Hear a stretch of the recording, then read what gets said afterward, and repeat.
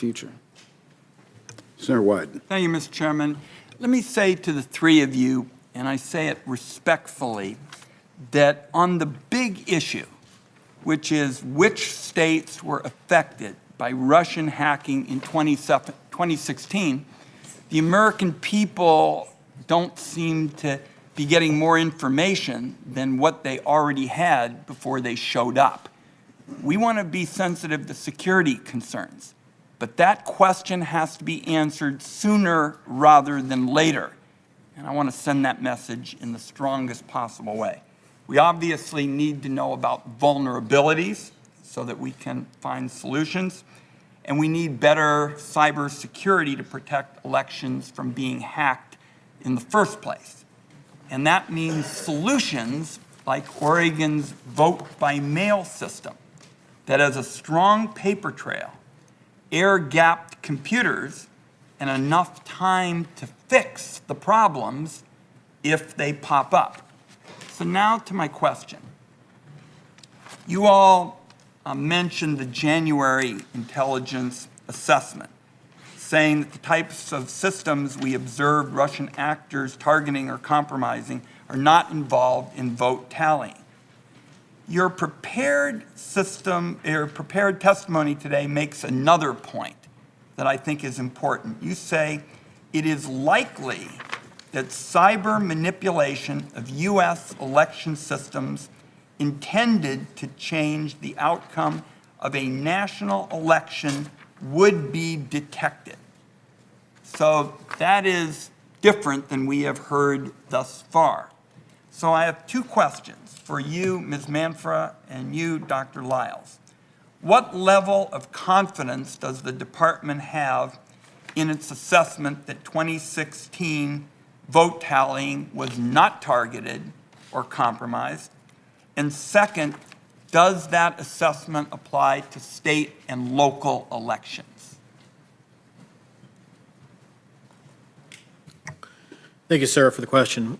So the level and effort and scale required to change the outcome of a national election would make it nearly impossible to avoid detection.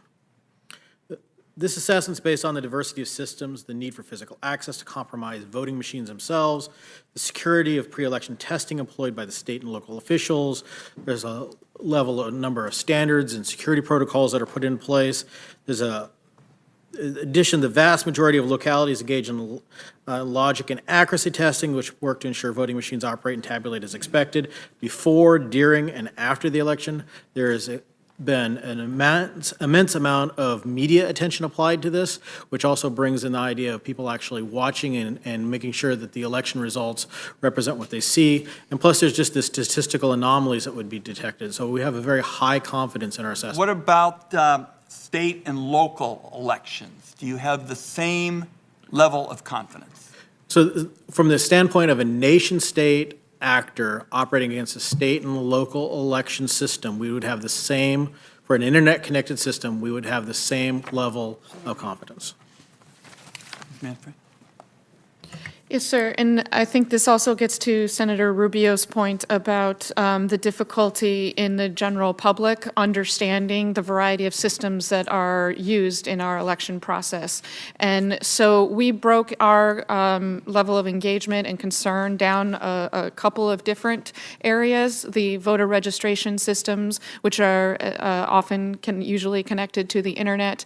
We also were looking at the voting machines themselves, which by best practice and by the voluntary voting standards and guidelines that the Department of Commerce works with the Election Assistance Commission on, is by best practice. Those are not connected to the internet. So can Homeland Security assure the public that the department would be able to detect an attempted attack on vote tallying?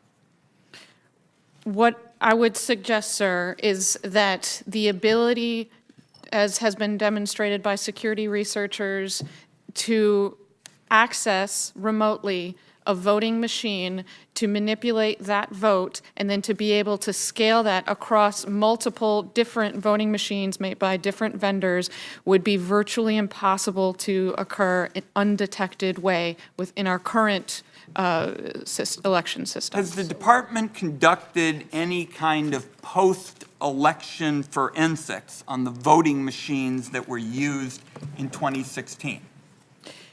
We are currently engaged with many vendors of those systems to look into conducting some joint forensics with them. The vendor community is very interested in engaging with us. We have not There's conducted. been no analysis yet.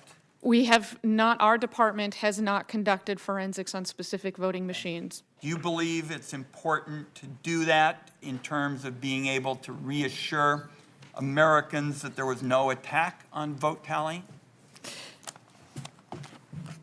Sir, I would say that we do currently have voluntary standards in place that vendors are enabled, and in approximately 35 states, they actually require some level of certification of those voting machines, that they are complying with those standards. We would absolutely be interested in working with vendors to conduct that level of analysis. Let me ask one last question. Obviously, the integrity of elections depends on a lot of people, state and local election officers, equipment vendors, third-party contractors.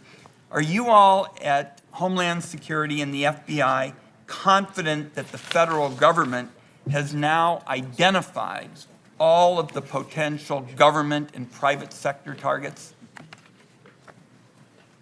Yes, sir, I'm confident that we've identified the potential targets. Okay, thank you.